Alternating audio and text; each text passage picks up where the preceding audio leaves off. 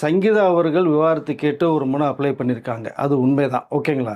But அது தரப்புல விஜய்க்கு ஒரு ஏப்ரல் 20ஆம் தேதி ஒரு சம்மன் அனுப்பப்பட்ட செய்தியும் இருக்கு. அது உண்மைதான். அது ஒரு ப்ரொசீஜர்ல போய்க்கிட்டு இருக்கு.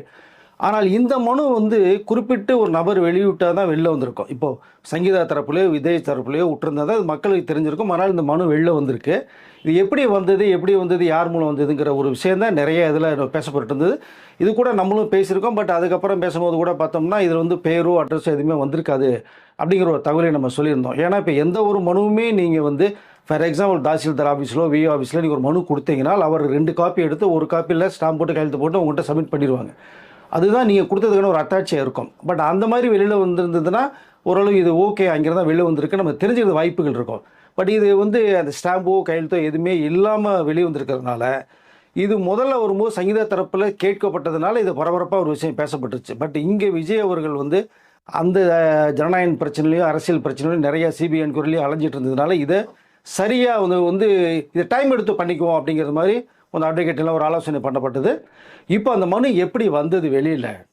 ஏன்னா அவர்கள் மனுவில் குறிப்பிடும்போதே சங்கீதா அவர்கள் அதாவது இன் கேமரா ப்ரொசீடிங் அப்படிங்கிற ஒரு சிஸ்டத்தை எல்லாம் பண்ணணும். இது வெளியில் வேண்டாம் எல்லாமே அதாவது அதாவது இந்த இதில் கூட்டத்தை சேர்க்காம வெளியில் அனுப்பிச்சிட்டு விஜய் தரப்பில் மட்டும் நம்ம விஜய் கூப்பிட்டு பேசணுங்கிற மாதிரி தான் அந்த மனுவில் குறிப்பிட்டது ஒரு தகவல் வருது. பட் இதற்கு மீறி சங்கீதா தரப்புலேருந்து வெளியில் வந்துருச்சு அப்படிங்கிற விஷயம் பேசப்பட்டது. பட் ஆனால் இங்கே என்ன வருது அப்படின்னா, விஜய் இப்போது அவருடைய இந்த மனு அதாவது யார் விட்டது அப்படிங்கிற ஒரு நோக்கத்தில் அவர் அட்வொகேட் டிஸ்கஸ் பண்ணும்போது அவர் அட்வொகேட் செங்கல்பட்டு நீதிமன்றத்தில் ஆர்டிஏ அந்த அந்த சில ஒரு மனு தாக்கல் பண்ணியிருக்கார்.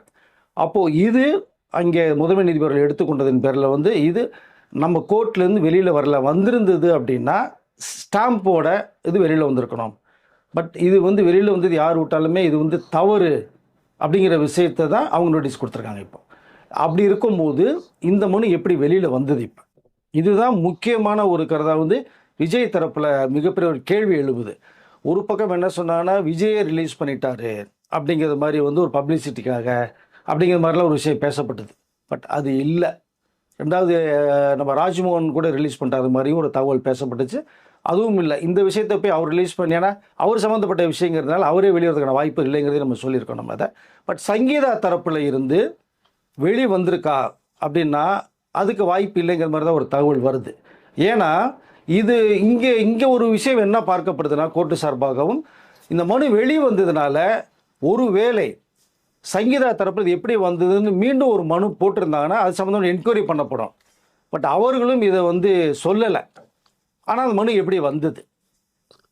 அப்போது விஜயை எலெக்ஷன் நோக்கி மக்கள் செல்வாக்கில் பெண்கள் அவர் இருக்கின்ற ஒரு நோக்கத்தில் பார்க்கும்போது விஜய்க்கும் சங்கீதாவுக்கும் பிடிக்காத ஒரு நபர் செய்கிற வேலையாக தான் இது இப்போதைக்கு பார்க்கப்படுது. பட் இந்த மனு மீது தான் இப்போ விஜய் தீவிரமான ஒரு என்கொயரி வேணும்னு சொல்லி அட்வொகேட்டை தெளிவாக சொல்லப்பட்ட ஒரு விஷயமா இருக்குது. பட் இந்த மனு மீது இப்போது என்ன நடவடிக்கை எடுக்க போகிறாங்க, எப்படி வெளிவந்தது, சங்கீதா தரப்புலேருந்து இது வரைக்கும் எந்த பதிலுமே வரலை. பட் இது எப்படி லீக் ஆச்சு, சொல்லிக்கிறது காரணம் என்ன, இது மேற்கொண்டு விசாரணை வேணும் அப்படிங்கிறதையும் சங்கீதா வரைக்குமே சொல்லலை. பட் இந்த விஷயத்தை விஜயும் வெளியில் சொல்லலை, சங்கீதா வெளியில் சொல்லலை. தேவைப்பட்டால் நான் சொல்லுவேன் அப்படிங்கிறத சங்கீதா சொல்லியிருக்காங்க. பட் அப்படி இருக்கும்போது இந்த நேரத்தில் இந்த மனு இந்த எலெக்ஷனத்தில் இப்போது அவர் அந்த தேர்தல் கமிஷனில் அவர் நிற்கிறதுக்கான விண்ணப்ப படிவத்தை தாக்கல் பண்ணப்படுறார். இந்த சூழ்நிலையில் இது மிகப்பெரிய விஷயமாக இப்போ பார்க்கப்படுது. ஸோ இந்த மனு மேட்ரு அதுக்கு ஒரு டீட்டெயில் கிடைச்சா விஜய்க்கு மிகப்பெரிய ஆதரவாக இருக்குன்ற ஒரு நோக்கத்தின் அடிப்படையில் தான் இப்போ விஜய் அட்வொகேட்டை வச்சு ஒரு ஆர்டி என்கொயரி எனக்கு அந்த மனுவில் தாக்கல் வேணும்னு சொல்லி பண்ணியிருக்கார். இது மேற்கொண்டு என்ன மாதிரி இது போகும் அப்படிங்கிற விஷயம் இது வரைக்கும் தெரியல, இப்போ வரைக்கும் தெரியல. பட் இனிமேல் இதோட நடவடிக்கை எப்படி மேலே வரும் அப்படிங்கிறது தெரிய வரும். அப்போது அந்த வெளியான அந்த பேப்பரே அப்படிங்கிறது யார் வெளியிட்டாங்க தெரியல. அப்படிங்கிறப்போ அந்த பேப்பரில் இருக்கக்கூடிய விஷயங்களுடைய உண்மைத்தன்மையை எப்படி நம்புறதுன்னு ஒரு கேள்வி வரும்ல. அந்த பேப்பரை வெளியிட்டதே யாருன்னு தெரியல, அதில் சீலும் இல்லை அப்படின்றப்போ அந்த பேப்பரில் இருக்கிற விஷயம் மட்டும் உண்மையாக இருக்குன்றதை எப்படி ப்ரூவ் பண்ணுறது? இல்லை, அதுதான் அங்கே கோர்ட்டில் நீ சப்மிட் பண்ணும்போது சங்கீதா பண்ணியிருக்காங்க, அதோட காப்பியில் ஸ்டாம்ப் இருந்து வெளில வந்திருந்ததுன்னா அப்படின்னா கண்டிப்பாக இதுதான்ற தெரிய வரும். இப்போ ஸ்டாம்ப் இல்லாதனால, கையெழுத்தும் இல்லாதனால அதில் எது வேணாலுமே குறிப்பிடலாம்.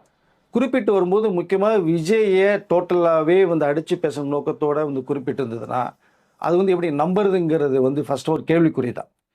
ஏன்னா இது சங்கீதா அவர்களும் இப்போ இந்த விஷயம் வந்து விஜயோடைய அட்வொகேட் மூலமாக ஆர்டி மனு போட்டதுனால இது சங்கீதா அவர்களும் தெரிய வந்திருக்கும்.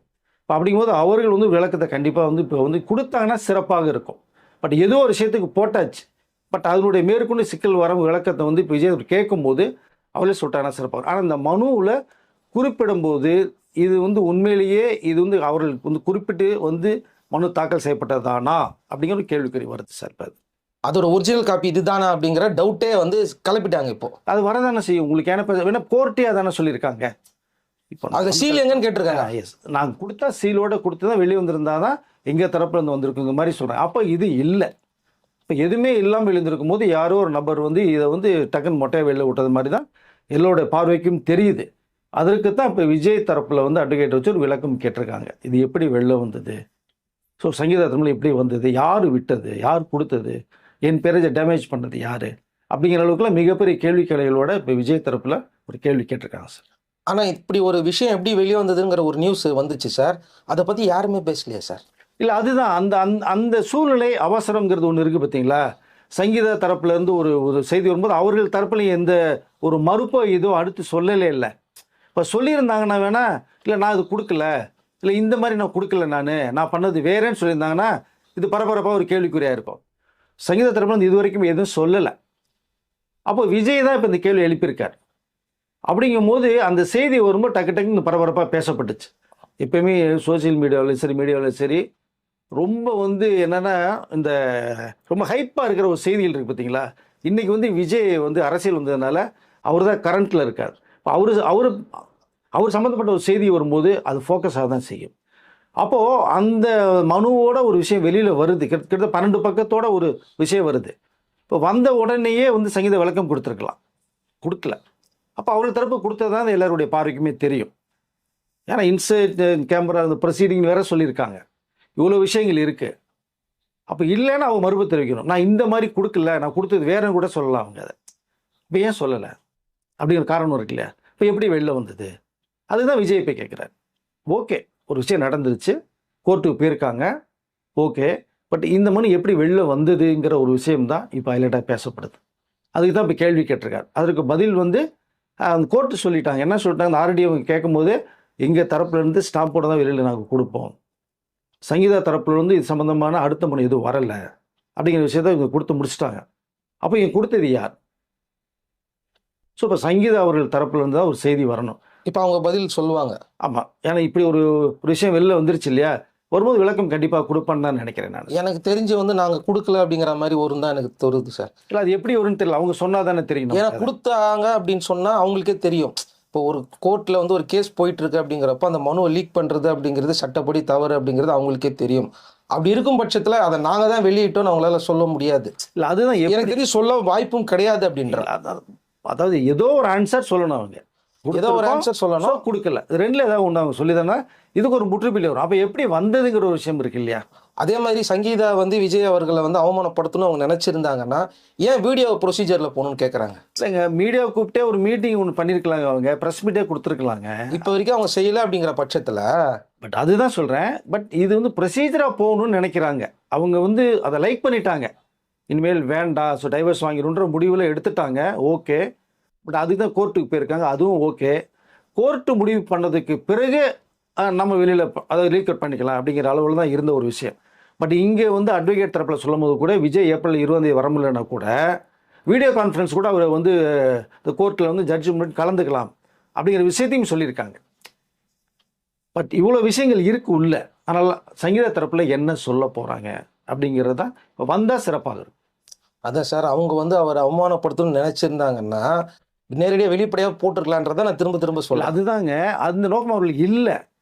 அப்படி இருக்கும்போது இது 3வது ஆள் தான் வேலையை பார்த்துருக்காங்க. ஆமாம், அதாவது 3வது ஆள் ஒருத்தர் வெளியில் விட்டாங்க, ஓகே சரிங்களா. விஜயும் சங்கீதா வெளிவிடலை, வந்துருச்சு இது. அப்போ இது எப்படி வந்ததுங்கிற ஒரு விஷயம் இருக்கு இல்லையா, அதான் விஜய் கேட்குறாரு. இப்போ விஜய் தரப்புலேருந்து அதான் கேட்குறாங்க. அப்படிங்கும் போது அப்போது இப்போ வந்து சங்கீதா கிட்ட அடுத்த பார்வை போகும். ஏன்னா நம்ம பண்ணலேன்னு விஜய் சொல்லிட்டார். இப்போ சங்கீதா தரப்பில் நாங்கள் பண்ணலேன்னு சொல்லிட்டா முடிஞ்சு போச்சு மேட்ரு தான், அவ்வளோதான். ஒரு பதில் ஒன்று கொடுத்துட்டாங்கன்னா அதுக்கு ஃபுல் ஸ்டாப் இல்லைன்னா இது அப்படியே வளர்ந்துக்கிட்டே போகும் இந்த விஷயம் உங்களுக்கு. அதை ஸோ முற்றுப்புள்ளி வைக்க முடியாது, தொடர்கதையாக போகும் இது. அதற்காக ஒரு விளக்கம் விஜய் கேட்கும்போது சங்கீதா தரப்புலேருந்து விளக்கம் கொடுத்துடலாம். ஏன்னா கோர்ட்டு தரப்பில் விளக்கம் கொடுத்துட்டாங்க இல்லையா? அப்படிமா அடுத்து யார் தருவா? அவங்க தரப்புல இருந்து அவங்க தான் தரணும். அப்போ ஒரு பதில் சொல்கிறாங்கன்னா முடிஞ்சு போச்சு. ஆனால் இந்த விஷயம் வந்து அப்படியே போய்கிட்டே இருக்குது, ஸ்பீடாக தான் போகுது. அது அவங்கவுங்களே அவங்களுடைய விருப்பத்துக்கு ஏற்ற மாதிரி மாற்றிக்கிறாங்க. எஸ், அப்படி தானே வரும் உங்களுக்கு அதை. ஏன்னா அதுலேயே வந்து இந்த நேம் அட்ரஸ் போட மாட்டான்னு ஒரு விஷயம் வேறு இருக்குது. எக்ஸை போட்டு தான் கொடுக்கணும் மாதிரியும் பிரச்சனை இது மாதிரியும் ஸோ தகவல் வந்திருக்கு, எல்லா பேரும் சொல்லியிருக்காங்க வேறு. அப்படி இருக்கும்போது இது நேமோடையும் அட்ரஸோடையும் வந்திருக்கு. இப்போ குறிப்பிட்டு யார் பண்ணியிருக்கா அப்படிங்கிற விஷயம் தான் தெரிய வரணும். மூன்றாவது நபர் யார்? அது தெரியல, யாருங்கிறது தெரியல, எப்படி வந்தது. பட் யார் மூலமோ ஒருத்தர் மூலம் வெளியே வந்திருக்கு இல்லையா? அது இதே மட்டும் தான் இங்கே சப்மிட் பண்ணியிருக்காங்களா, இல்லை சப்மிட் பண்ணுறதுக்கு முன்னாடி ஒரு காப்பி எடுத்துகிட்டு இதை ரிலீஸ் பண்ணிட்டாங்களா அப்படிங்கிற ஒரு விஷயம் ஒன்று இருக்காது. இல்லை அவங்க வசதிக்கு ஏற்ற மாதிரி வேற ஒன்று ரிலீஸ் அதுதான் கோர்ட்டினுடைய அந்த அவங்க கோர்ட்டில் அட்டன் பண்ணி அவங்களுடைய காப்பி வெளியில் வரும்போது அவர்கள் வந்து நான் இதுதான் கொடுத்துருக்கேன்னு வந்து அடுத்துல வந்து வெளியிட்டாங்கன்னா அப்போ அதை இதையும் மேட்ச் பண்ணி பார்க்கும்போது தெரிய வரும் நமக்கு. அது இது ரெண்டு ஒன்று தானா, இல்லை இது வேறையா, இது வந்து தயாரித்து வெளியிட்டதா, இல்லை இதில் வந்து அந்த ஸ்டாம்ப் போட்டு கோர்ட்டில் சப்மிட் பண்ணி வாங்குறதுக்கு முன்னாடி இது ரிலீஸ் பண்ணிட்டாங்களாங்கிற ஒரு விஷயம் ஸோ தெளிவாக தெரிய வரும்.